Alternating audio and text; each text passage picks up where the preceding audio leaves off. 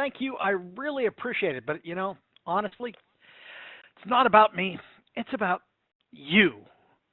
And just so you know, let's see here, 89 of you, all 89 of you are, in your own way, amazing.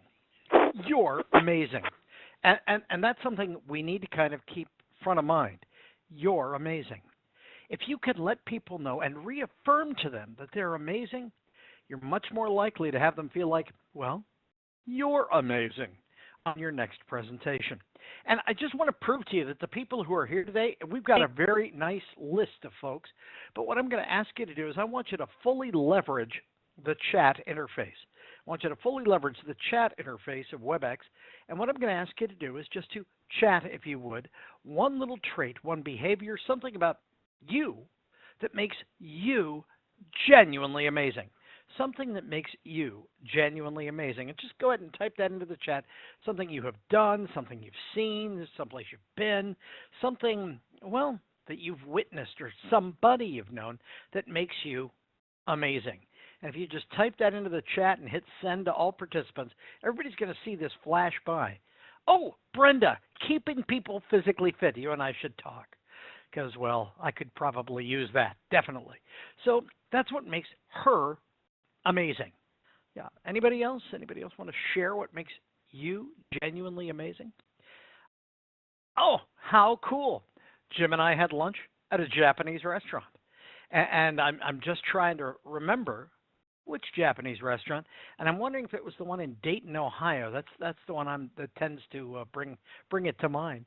Bringing order to chaos at work. Wow, Joanne, that is bless you for that. That is a lofty achievement. In fact, it really genuinely is. Let's see, getting things done. That's amazing, Syed. Yeah, a lot of times we don't give enough credit or give enough praise for just the little things like helping your roommate remember their assignments. I love that. And Reg inspires others. Now, as you watch these flicker by, keeping everybody accountable, as you watch them all go by, you know what? The people who are participating right now and who are typing in the things that they do from, Reg to Amara to Lisa, well, frankly, at that moment, they are engaged in the presentation. One of the first and foremost things that makes for an amazing presentation is engagement. People need to know that they're a party to all of this. And indeed, making them feel like they're a part of a greater whole. Like Masood said, teamwork was what makes him amazing. And it's noteworthy because teamwork is one of those things that is, well, undervalued. And it's an amazing thing. Just bringing some value to the project, as Monique does, that's where we actually make headway. The more you can do to ensure in your presentation that you have active engagement, well, that's amazing. It genuinely is.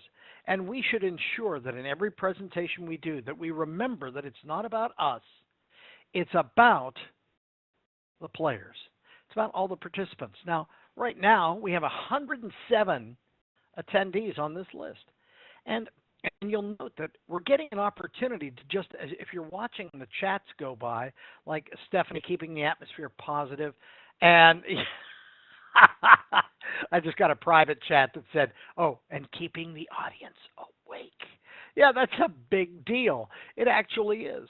As I invoke names, though, let me also share that the moment I say Amanda's name, for example, Amanda's on high alert. When I say Andre's name, Andre's on high alert. It's kind of intriguing how you can leverage this so well, and how you can also find out that, indeed, you are dealing with amazing people. Maureen says, working with vets using project management tools to build a plan to re-enter life. Wow. And sometimes other people make us feel like our efforts are pretty darn small. Nice job, Marie. No, because that's amazing stuff that you're doing. It really genuinely is. And during the course of our hour together, what we're going to do is we're going to, well, be amazing. We're going to give you a chance to actually just be amazing. And first things first, we need to know where we're going. If you're going to do an amazing presentation, you have to let people know what the end looks like. how the world looks different when we part company, when we go down our separate roads. And as we go down our separate roads, here's what I'm hoping, that you will find at least two, possibly more, strategies, techniques, and just basic rules of the road that you can use to make your next presentation amazing. Oh, a little bit about just being amazing is setting things up. Now, you'll note that I'm kind of staged back from my webcam. Some of you rely on your computer's webcam and your computer's audio files. Well, you'll notice I'm wearing the headset, and there's a reason for that. If you rely on the audio on your computer, you've got a problem. And if you just rely on the natural form and format of your webcam, you have another problem. A lot of our meetings are virtual. A lot of our presentations are virtual. And I want to show you how horrible this can be. Let me just... That is the natural height of my desk, and this is my natural distance from my webcam. It's bad. It's really genuinely bad. Because a moment ago, I looked about 10 years younger than I do right now. Why? Because I'm working the third chin down here. And to boot, it's a bad camera angle. It makes me look, well, flippin' old. You know what I have here? I have two big, fat dictionaries. Yeah. I don't have fancy tech. I don't need fancy tech. All I need is just my office and a couple of dictionaries to put the camera, the webcam, at eye level. And that's actually going to make a difference. Because for one, it makes you look more sincere. And for two, it also ensures that when you're going for the keyboard, which is a temptation, you're actually leveraging it as little as possible. Why? Because I'm now backed off. I'm about, a yard away from my computer right now, which is where I should be. Because it doesn't make me appear like a big, fat, threatening head. If you're going to do an amazing presentation, you want to look as well effective as you possibly can. Carl, I never used the webcam, so all this is moot. No, it's not.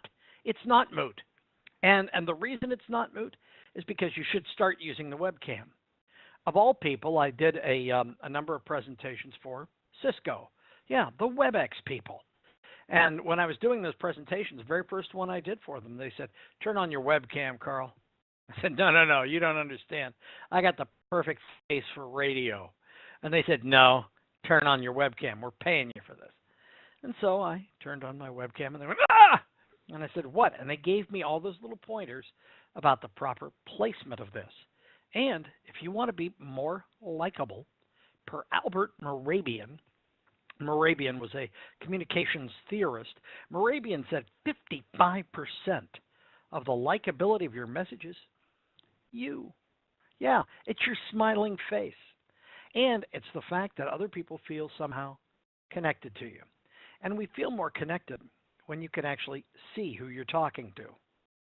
We've all had that experience on a phone call when you've gotten off a conference call or finished up a presentation just on the phone or with a slide deck on a tool like WebEx.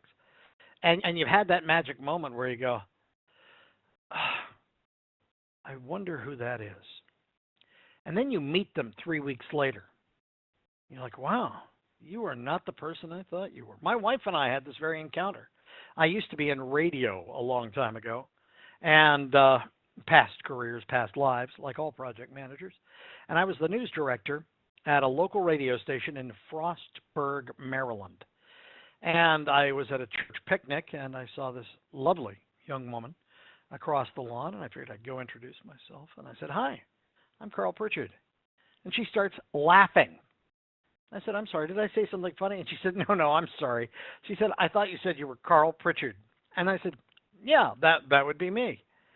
And she goes, no, you don't understand. There's a guy on the radio here in town, and his name's Carl Pritchard. He does the news. And I said, oh, yes, that would be me. And she goes, no, I know it's not you. And I said, now I'm really curious. How do you know it's not me? And she said, well, I've listened to him for almost a year. He's much older and much taller. Who knew? Yeah. People should know